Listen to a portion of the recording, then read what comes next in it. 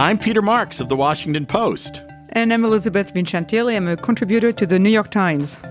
So welcome to another episode of Marks and Vincentelli, a theater podcast.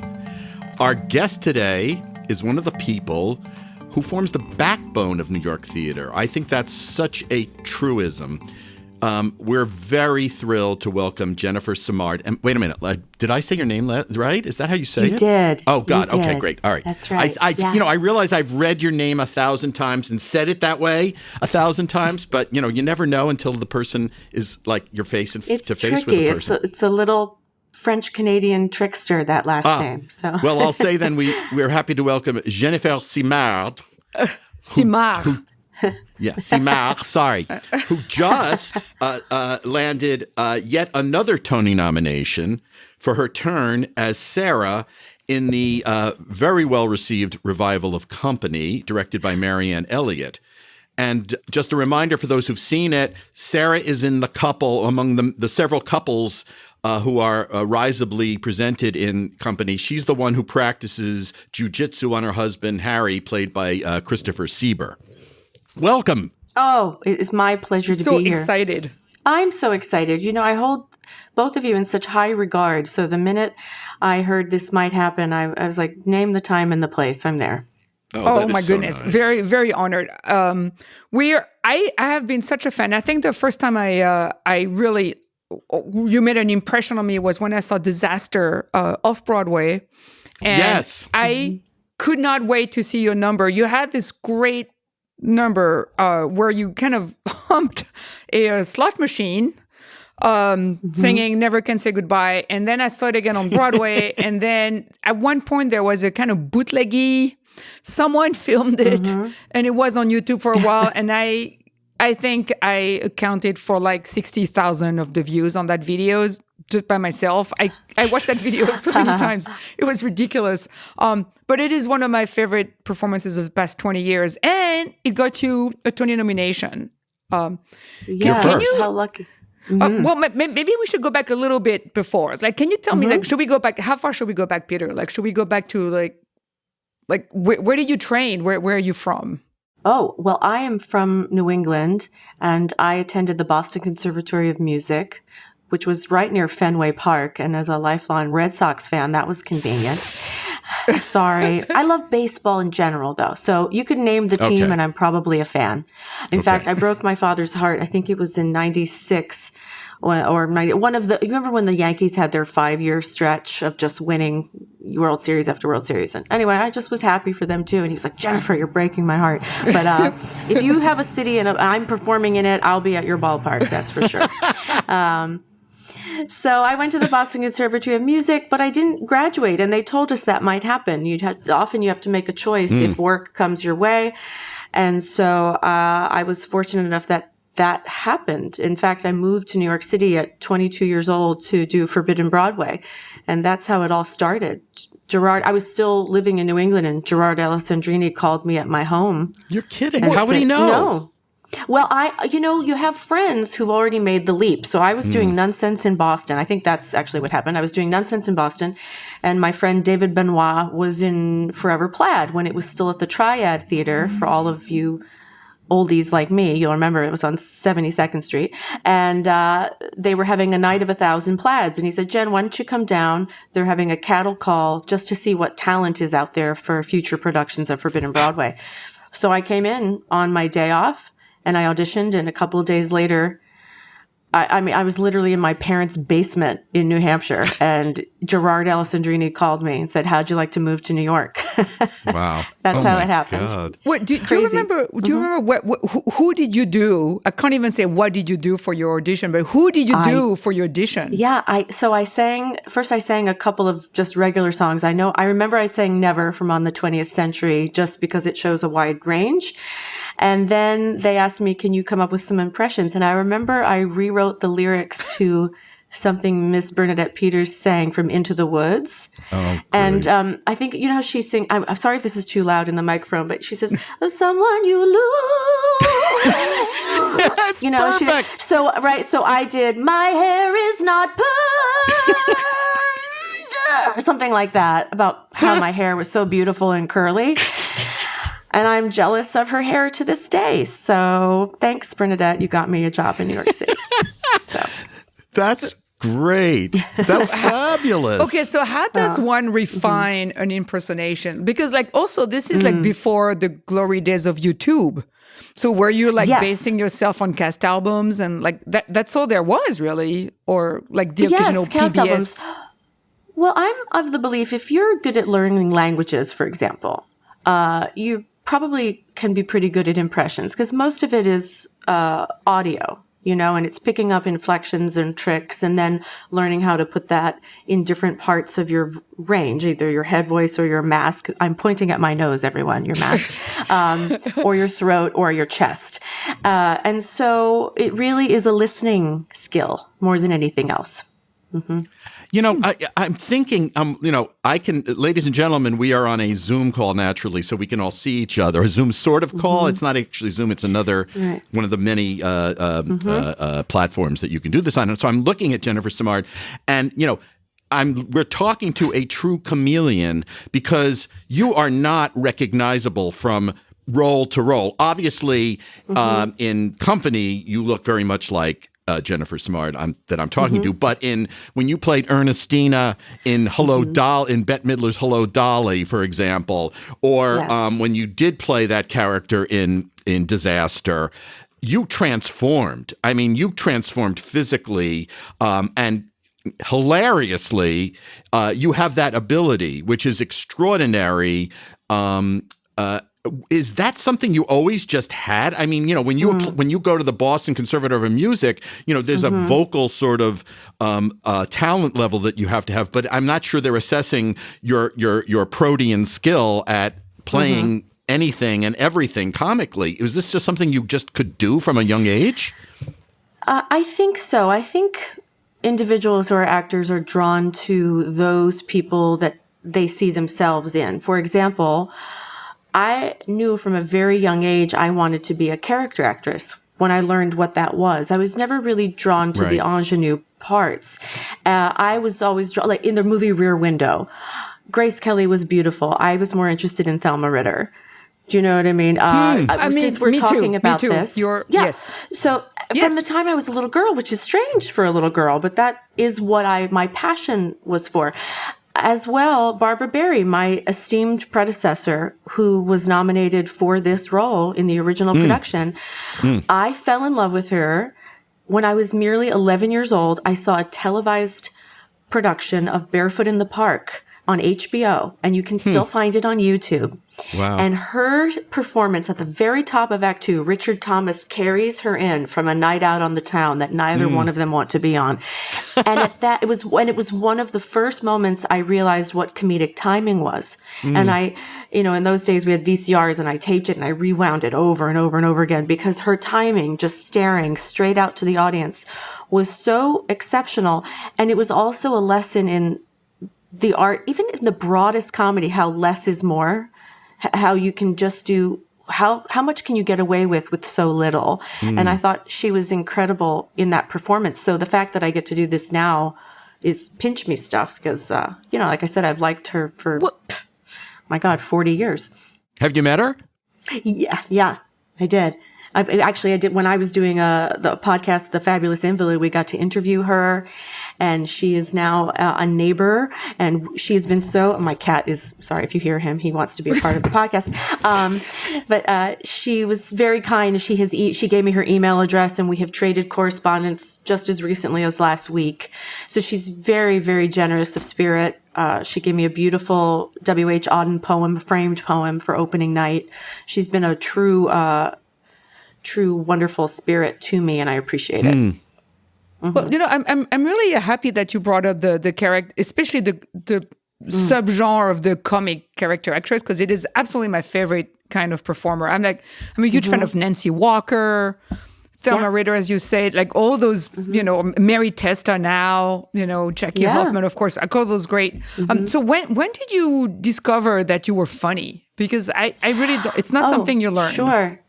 So mountain hiking in New Hampshire, believe it or not, with my father and my brothers, because we'd climb these mountains and some of them were easy and some of them were a real bitch. And I used to, and my father, at one point, we were climbing, I think it was Mount Adams on the Presidential Trail, and it's a really tough climb. And so to get him through it, I started doing impressions. I think I started doing Madeline Kahn from History of the World. Oh my God. I started doing the yes, now. And why I saw that at that age, I don't know, but they let me. And the scenes from Young Frankenstein. Oh, you know, yes. these Oh were my all God. the movies we loved.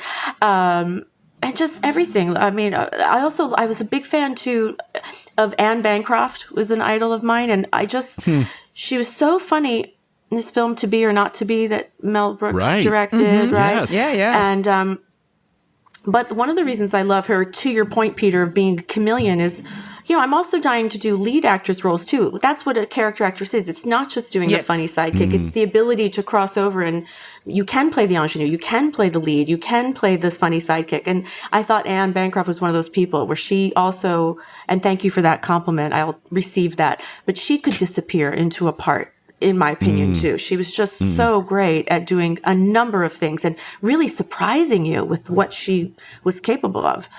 And I just loved her. Well, one of the wonderful things, Jennifer, you know, I'm so glad that you get recognition for the work you do.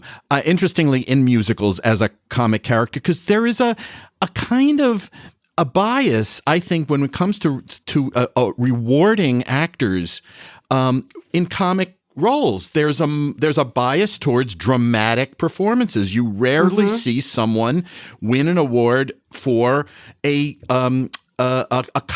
purely comic role, as if that isn't enormously difficult to pull over, to make people laugh night in a role, night after night, to continue to find the consistent points in a line that make people laugh. To have that be and not feel like you're pushing people to force them to laugh, because I think one of your gifts, Jennifer, is that it's seamless. You know, you feel very much part of the company. It never feels like you're overplaying to try to get a laugh. And I wonder why we don't accept that as a consummate skill more readily. We still think that acting is dramatic. Interesting. Well, the conversations like this help, don't they? To change that. And I agree with you. I mean, comedy to me is science. And you made an excellent point about not pushing.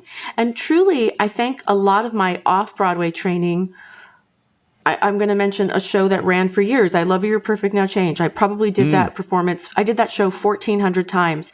But you learn. Kidding. No, yeah. And I saw I'm you. not I must kidding. have seen you in it. Maybe I was brunette and much, much, much younger. I was very young. But you learn through experience how to let the audience come to you. And it is very difficult because there seems to be, I'll tell you this, from a stage point of view, it's like it's like people travel in groups and there's an energy in the audience that affects other audience members. And sometimes it's on fire and sometimes it's just not. And you really have to learn to ride that wave because the audience really is the other cast member. And so you have to learn through experience how to calibrate each night because it's never the same twice. And some nights are more successful than others. Not every night's a home run, but if you're playing the objective and playing the truth underneath whatever comedic thing is required, no matter how big a brushstroke it is, because there's some pretty broad comedy, for example, in what I have to do every night, as long as there's a kernel of truth underneath, at least it's my hope, it looks real and not forced and pushed, to your point. So, yes, it's very difficult. And I would hope that people do realize that comedy is, if you talk to any actor, they'll tell you it's the most difficult thing. It really is. It's so hard.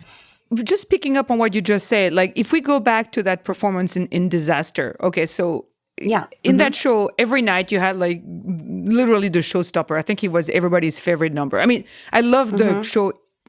I love the whole show. I'm a big fan of that show, but that number just like it just killed every night. So can you take it like Can you analyze it a little bit for me? Because Yes, so I can. for listeners, so you're playing Sister Mary Downey, another nun, by the way, because you were in Sister Act as well. Yeah, I was in the ensemble. I was female number 11, F11. Thank you very much. I thought you were 13. Okay. You have I thought it was you have 11. a nun pattern.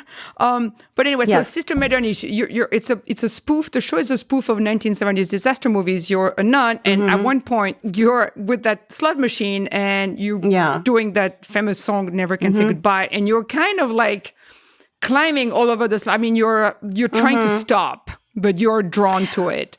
So can you break it down for me? Like, how did you develop that very physical number that brought down the house every night? So off Broadway, it was actually Signed, Sealed, Delivered, the wonderful Stevie Wonder song. And about 6 weeks before we started rehearsals for Broadway, we lost the rights. So you have that, right. And so you have that, I'm making Thanksgiving stuffing. And my friend Seth called me and he says, Jen, all right, you get 1 minute to process this, but I'm just going to rip off the Band-Aid and then we're going to move forward. And he told me, or something like that. And the two of us collaborated. He had this idea and we met and I said to him in that moment, in fear, because it had worked so well off Broadway, out of fear, I just said, you know what, Seth, we're going to make it better. And I believe we did. And part of the reason the song worked was the push-pull you're talking about. So while the end result might look like, oh, she's grabbing the slot machine, it's all coming from this push-pull, the tension, the yes-no. And I must say, I don't particularly like watching the song out of context because to get to your earlier question about analyzing it, the reason why the song is so successful is all the stuff that precedes it, where she's so restrained and repressed and all that tension is just under the surface, and so the song is a release of that tension that not only she's feeling, but the audience is feeling. Well, she goes from incredibly mousy to this beast that you see. So I believe the song is successful mostly out of the things that come preceding it. And so in any comedy, I think the layering is very important. It's all those layers, building to something. It's interesting to hear you talk about your history of kind of in this, in cabaret and comedy cabaret kind of in pieces like I Love You, You're Perfect Now, Change, and Forbidden Broadway, obviously, Nonsense. These are pieces that are, part of the fabric of theater where you build comic performances. Is that good training to be in a Sondheim musical? Does it, do you use all that when you get into a piece like this that is such an ensemble piece that has these, you're in a song called The Little Things You Do Together that's like, these are iconic moments in Sondheim, but do you reach back into all that experience? Does that definitely give you like a baseline sort of confidence to build a character like Sarah? Yes. I mean, all of it does. Seeing as much as possible is the first thing. When you're a child and maybe you don't have access to all of this, I'll tell you right now, Penny Marshall and Cindy Williams were my teachers on Laverne and Shirley. These women were geniuses. So seeing things, we grew up 15 minutes from the Palace Theater in Manchester, New Hampshire, this beautiful vaudeville theater built in 1915, right in my backyard. So seeing theater was the first thing. That's the first teacher. Then all these shows that you mentioned, and yes, I did play Sister Mary Amnesia once, more than once, 2 times, and Dan Goggin has become a friend, thank God. All of those things teach you something. They also teach you how to work in an ensemble because no one wants to work with a jerk, So that sort of relationship you have with people off stage really does translate on stage. And all of it, learning, like I said before, learning how to ride the wave of different audiences, learning how to let them come to you. Because when you have those experiences, you sit there like a Rolodex, like, oh, I've been through this moment before. I've been through something like this before. Oh, for example, something else you might not know. When you're sick, it can be your best teacher. You may think there's one way to do a line, but the great thing about illness when you're forced to go on is that you can't do it the same way you usually do it. So you have to do it another way. And what it teaches you is it teaches you to listen. It teaches you that there are many paths to Valhalla. And that sometimes maybe you're working too hard. If you have to do less because you physically can't do more, so there's great lessons. And yes, I Love You, You're Perfect, Now Change, all the shows you mentioned, they absolutely helped me with Sondheim shows. I don't think it's an accident that my first Broadway show was the 25th annual Putnam County Spelling Bee, and the director was James Lapine. And James Lapine is a huge Sondheim collaborator, as you know, and he saw me, and he is now my friend, and I love him. And obviously he saw something, and so did Mr. Sondheim. And, Company is essentially a musical review. It's the vignettes, all trying to make a cohesive whole. And that is, a lot of the shows that I've done. So I do feel, other than having to play many different characters, this was already in my formative wheelhouse, so to speak. So I have definitely relied on what is now a lifetime of experience for this production, for sure. I'm curious, too, Jennifer, about working with Marianne Elliott on a character that, in a show that has a concept that's very different from the original. That we have Bobby is now, portrayed by Katrina Lenk, is now a woman. This is, I think, the first time beside the London production that this has been done. Bobby's been played as a gay man. Bobby's been played as a straight man. So there's been variations on that. How much leeway are you given when you walk in for that table read or whatever, the first day of rehearsals? How much instruction are you given about who Sarah is, and how much of it is who Jennifer Simard thinks Sarah is? Marianne Elliott is probably the main reason why I have been recognized this award season, because if she had dimmed my light in any way, I wouldn't be here. She took a giant light and shone it right on me, and she just said, I want what you bring to it. So my predecessor was amazing, but the London production, think of it from her point of view. She had an incredibly successful London production. So I'm truly flabbergasted that she and the set and costume designer, Bunny Christie, were so open to my idea. I came into the audition, and I was kind of hid sort of workout gear, but nice looking workout gear, under a orange trench coat that looked like a dress. So I sang my song, and then I took off the coat and I started doing the scene. And I remember I did a backward shoulder roll, and that the exercise was just part of the, not commenting on it. Like, this is just what I'm doing. And they got it right away. And then they had me do it another way just for fun. But they told me later they already knew they wanted that. And the reason why I did that, I was so happily ensconced at Mean Girls. And there's this viral video of Bryan Cranston that's going around about advice to actors. And one of the things he says is, don't audition to try to get a job. Remember that your job as an actor is to act. So I just took that to heart. And I said, you know what? I'm going to go in and do the role the way I think it could be. And I have to tell you, I've done that for many things, and sometimes that doesn't resonate with them. But it did with Marianne Elliott. And so over and over again, she just kept saying yes. And we had conversations. Sometimes we weren't in agreement. And she's a big believer in whoever has the more passionate argument wins. And I have to tell you, that happened a couple of times. And then it was like it was never a thing, where she was just like, oh, yes, it should be that way. Great. Because I convinced her. So there's always room for that. And she has convinced me, conversely, by the way. Oftentimes I'm like, oh, I see. Yes, you're right. And so it was the most collaborative experience I can imagine. And talk about a secure person who had this success in London and didn't let her own fear of it not being successful, like literally let me go, not knowing how it would come off here, because it was essentially completely different from how it was in London. I mean, that says a lot about her more than me, actually. It's interesting. You just said that Bunny Christie, the set designer, was in the audition. Is that common to have the set designer in the audition? That forgive me, she wasn't at the audition, but there was a videotape, so the team could see it. There was a camera in the room. I see. Okay. I think probably for Steven and the rest of the creative team who couldn't fly over. However, when I had my costume fitting, she could very easily have said, no, we're just we're just going with a blouse and pants and, and instead she was like, I love this. Let's go. And we had so much fun. I remember all my costume fittings, I would turn around like I was on the runway over my shoulder, kapow. And, we just had fun, with this character. We had a good time. Mm-hmm. Was it daunting to know that Stephen Sondheim was watching your audition tape, or I can't even, I can't imagine. Oh my gosh, yes. It's a rhetorical question, I guess.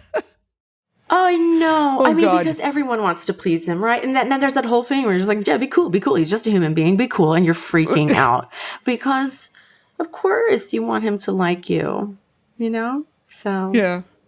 Do you? And thank God he did. Yeah, well, that's it. I mean, the validation is so must be so wonderful when they want you. I think that must be something that makes this a narcotic. In spite of the torture of auditioning, the idea of being accepted, of them saying yes to you over everybody else, must be intoxicating. Or is it just? I just booked it. This is the way. You're going to book some things and not others. Are you very pragmatic about it, or is there a romance to the to scaling that mountain and conquering it? There's a romance to it. It is the former, not the latter. It is definitely pretty intoxicating stuff because these are titans to me. I saw War Horse. I was flabbergasted by what this woman could do among all the other shows she did. Not to mention. Mr. Sondheim, Into the Woods was the first Broadway musical I ever saw. These were people that I hold in such high regard, and I definitely feel. I remember thinking, "Oh, they're so fancy," I'm just going to do my thing. But it was, it's really wonderful to be seen in every way. Seen. So Company originally was supposed to open on March 22nd, 2020. Clearly something happened. What was it like to be, when you guys, were you guys already in previews? I can't remember. You were in previews? Yes, we had 9 previews, I think. I might be incorrect, but it was less than 10. Mm-hmm. Do you remember, can you tell, what was it like to be in previews in a very widely, eagerly awaited show? I mean, of course, every show that was in previews or rehearsing at the time, had a lot of pressure, but you guys are in previews and suddenly that thing is coming. And then remember also early on, there were always this talk of like, oh yeah, we'll see you back in May and then we'll see you back in June and we'll see you back in September. Like what's going on through the head of someone who's in a show that's kind of in this weird limbo? Well, I can't speak for everyone, of course. No, just you. Yeah. Speaking for myself, it was a layered experience, right? And to have everything you'd been working towards, not just in the microcosm, but the macrocosm of a career, taken away overnight by no fault of your own, was devastating, shocking to say the least. And then the unknown for me was the scariest part, truly wondering if science was going to be able to save us. And were we ever going to have this again? Was this the new normal? And guess what? That's the end of your career. I mean, maybe your life, that's the other thing. I don't know about all of you, but I had still do such survivor's guilt about the fact that I'm still here. I mean, so many lives were lost, so many families lost loved ones, so many students who maybe never got to move to New York because of this. I think we'll feel the effects of this for decades, not just the next couple of years. And there's a phrase, PTSD. It doesn't feel like post at all. It feels perpetual. And I certainly haven't had a moment to really process what we've all just been through, because I still have a job to do. And it's still here. We're still getting tested. We still have to wear masks. I mean, it's a pretty astounding, once in a century thing we are all experiencing as one. It's crazy. And I wonder, Jennifer, I wonder when you said playing a part while sick or having an illness and how that changes your perspective. Is there some subliminal level on which you're always conscious of the fact that you could get sick catching it from, I don't know, something in a theater? Does it in any way impinge on a performance? Does it in any way make it harder to feel free on a stage and to have that freedom to do a funny performance when maybe there's a little anxiety that creeps in? Well, for one thing, there's a difference, and I think this is an important distinction to make, that the audiences should feel very safe, as far as I'm concerned, coming to the theater because of the protocols and the fact that they're masked. Now, when you're on stage, taking off that mask, especially early on when we came back in the fall and during the beginning of Omicron, et cetera, it did feel like jumping out of a plane with a pair, just like, here I am, taking it off and I'm jumping. Right. But even though I would love to be House Ravenclaw because they sound very mysterious and cool, the truth is I am House Gryffindor. Everyone tells me that. I'm like, okay, I'm brave. I'm always the one to say something. So yes, I'm brave. And so ripping off the mask doesn't impinge my performance because once it comes off, listen, we're here and you have to be a bit palms up about the whole thing, don't you? Which, listeners, that's what I'm doing right now. My palms are up. Because you can only do so much. The rest you can't control. And you've seen the show. Christopher Sieber and I, my beloved friend of 30 years, we are literally lying on top of each other. We are kissing. I mean, we have a pact. If one of us gets the sniffles, the other one's going to get it. And we're not going to, no matter what the illness, we're not going to blame the other one because it's impossible. You just can't, that's so interesting. We laughed the other day. He had the sniffles and I can't tell you this. Can I tell you this? He'll kill me. Yes. I'm going to tell you. He was lying on top of me and one drop of mucus came out of his right nostril and landed in my mouth. During the fight, and I sent him a text message in the dressing room, and I said, I expect half of your 401k to be wired into my account because I said we are married now. I get half your retirement. That's real. That's real, my folks. God. That's we are wonderful. so. I said we are companions on stage. He is my platonic married husband at this point. It's so funny. We love each other so much. And how wonderful to hear that you guys have that, because if you didn't have that trust, that implicit sense of oneness, how would you possibly survive? Well, and exactly. And we talk about that too. We're like, can you imagine if we hated each other, how hard our jobs would be? And the truth is we love each other so much. And I always tell Christopher too, and he hasn't asked me, of course, but you all have seen the show. There's different kinds of comedy, right? Mm-hmm. And he is charged with being the Bud Abbott. He sets me up. Right. So that then I do the Lou Costello part. And so there's built-in trust because if he didn't set me up, if he were selfish, I wouldn't be landing any of this stuff. So that's a credit to him. So, my nomination, he gets it on weekends and holidays. It's joint custody as far as I'm concerned. And I really appreciate him. Yeah, he's the best. He's the best. Something else happened in that show that is we need to talk about is that you got to also go on as Joanne. Now, Joanne is played by Patti LuPone in Company, and Joanne Broadway newcomer Patti LuPone. We'll add some show notes explaining to our listeners who she is. But this upstart was tested positive, I guess is what happened, and you went on as Joanne, and Joanne has a certain little number that. A kind of little cultish number that a few people may have heard of, the Ladies Who Lunch. So what was it like to go on? And because the usual Sarah is more like a team comedy thing happening. Yes. Joanne is like, no, the spotlight is on her. So how do you negotiate that? It's a very different approach. And also the expectations on that particular number are very high.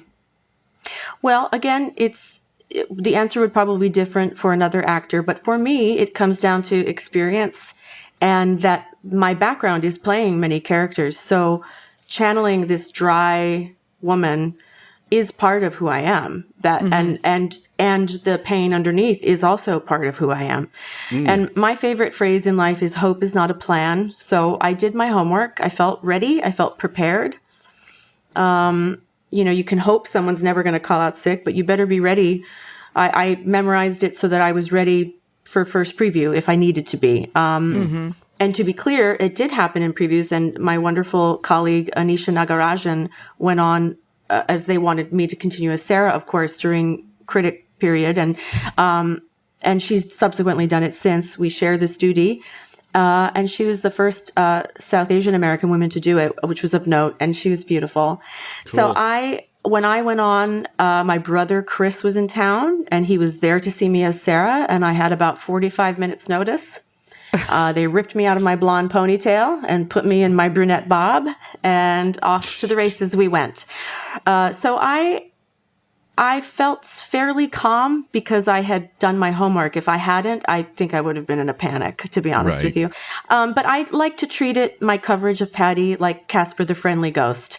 My role is Sarah. I'm happy to go on when I need to. And when the show is over or when Patty leaves, maybe I'll post a picture. But until that day, I'm going to stay pretty discreet about it because that's nice. I just, she hasn't asked me to, by the way. To me, it's just, I am an understudy. So I think we should be celebrated.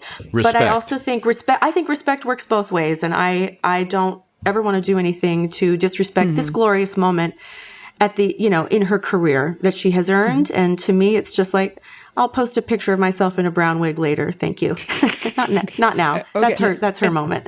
Okay. And yeah. I have another question I'm dying to ask because you also shared a stage with another upstart that, is making her name for herself named Bette Midler when you were in Hello Dolly. And I saw that production twice, and every time, especially the first time I have never seen in my decades of theater going an audience as hysterical as the audience I saw that night. And it was like, I was crying. I had an out of body moment that night.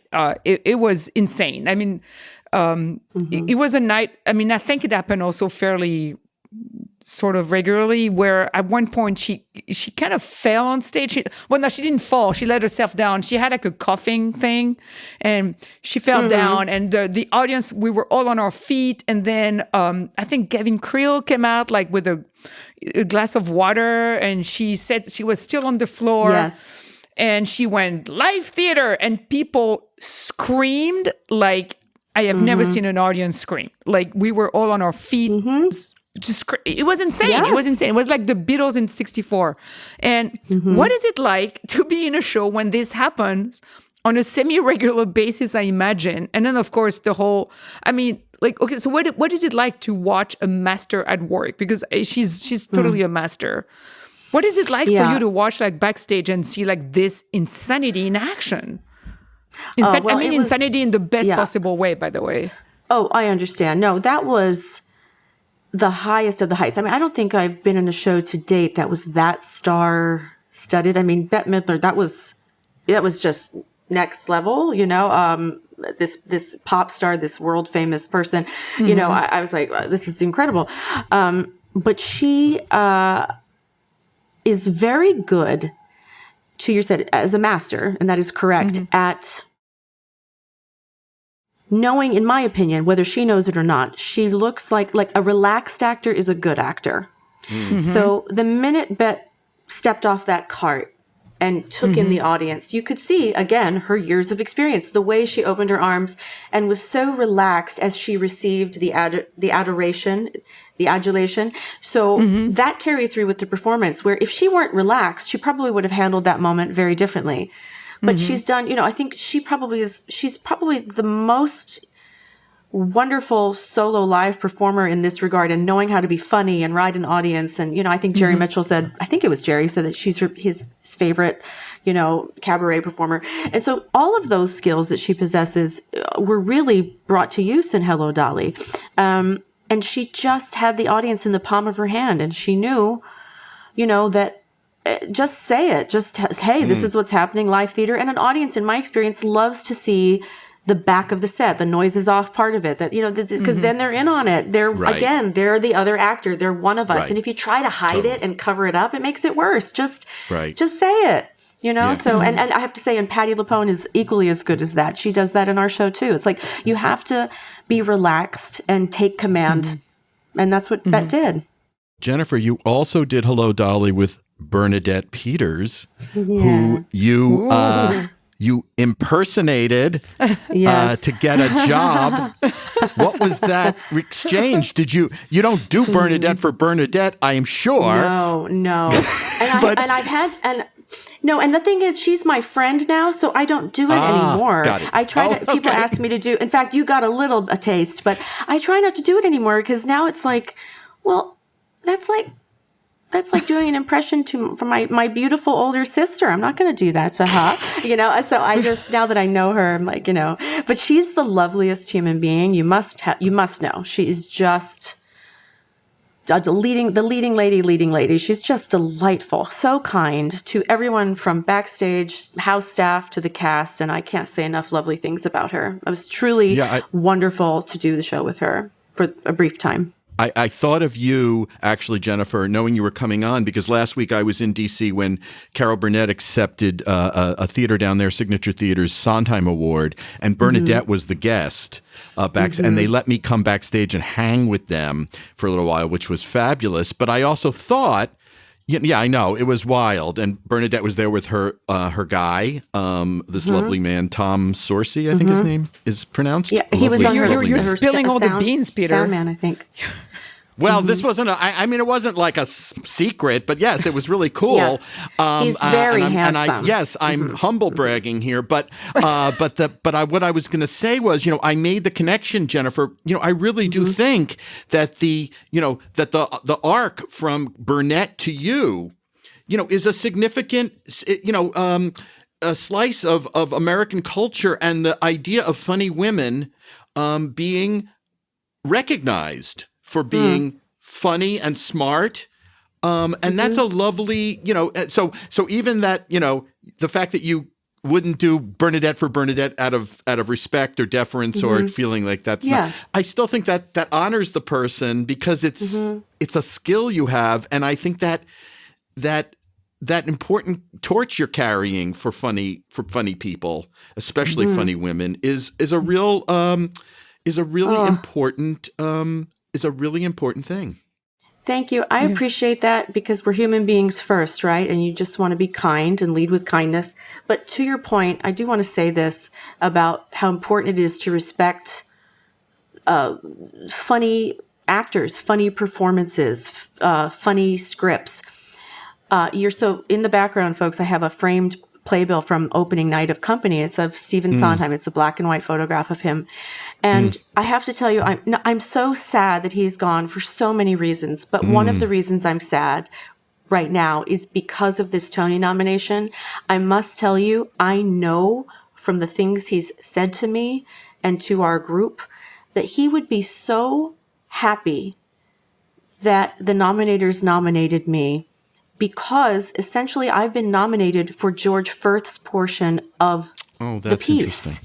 Stephen used to cry talking about George, how grateful he was with what we were doing with George's words, and how frustrated he was that he felt George never got the respect that he deserved. So I'm essentially being nominated for a play. I don't have a song, everybody, and I'm being nominated in a musical. So it's just... that blows my mind. And I tell you, even more than George Firth, I know Stephen would be coming out of his skin happy. And so I really appreciate it. That's all. Because clearly I've been respected for comedy, and to the start of this conversation. And I am so grateful. And now I just have to get a sitcom. Somebody. Yes. Somebody? Yes. Anybody? Yes. Okay. So someone needs to pair you with Harriet Harris or... Yes, I would love to see that. Oh my God, she's amazing. I did tell Patty once, I said to Patty, it's like, let's do a Netflix show where we're just wacky witches. Anyway. Oh my God. Please, Netflix. God. Okay. That's absolutely, yes.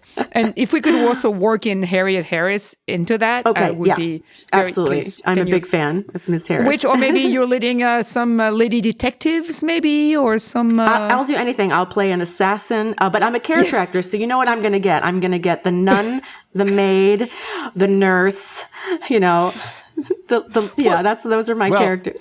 a nun assassin would be, kind of an interesting, I think that might have been done already. But combo. Yeah, probably. Oh, of course. Or you know what? I'm going to be like I'll be the woman in the framed portrait while everyone has dinner, when all the rich people have dinner. That's very funny. That's my role. Well, listen, Ms. Simard, you are a doll to spend time with us. We really love talking to you. And we will pray to the gods that you get your sitcom soon. First the Tony, then the sitcom. Oh, maybe it could be called the Jennifer Simard Show. Something clever like that. But yes, or bring back variety shows and get it right this time. And that would be ideal fun for you. Variety show. Oh my God, yes. Would love it. But hats off to the two of you, because you were also directly affected by this pandemic, and I'm really just so overwhelmed with joy to see both of you. And may it only grow stronger with time. Oh, yes, that's really Thank nice. You. That means a lot. We feel Jennifer. unstoppable right now. So good. Yeah, really. You should. Really. Good. I'm glad. And thank you for taking time for me, because I know how hard this is to do a podcast, and I really respect you and I appreciate it. Well, it's mutual. So pure pleasure for us. So thanks again.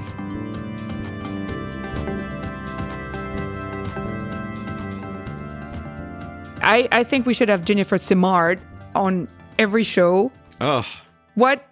Yeah, she can pop up in every episode, and I think it'll guarantee to incredibly grow our audience. You know what it does to me, Elizabeth? It's I'm give her the Tony, for God's sakes. I mean, after you talk to someone and you really love talking to them, it's like, can I give her the Tony, please? It's like, that's why? The problem, because every time I talk to someone who's nominated, I want to give it to them. I know. They're so seductive right? actors. They do that to you. So have you seen anything? We should just tell people about a couple of shows we've seen, probably. What have you seen that's thrilled you a little bit? Well, I had a very good time at Into the Woods. That was part of Encores at City Center. So now I know, right? Into the Woods. Not by any stretch of the imagination a show that not one of my favorites, not even a show I particularly enjoy. And I've seen it so many times. So I can't say that I was really eager. But that production was incredibly fun.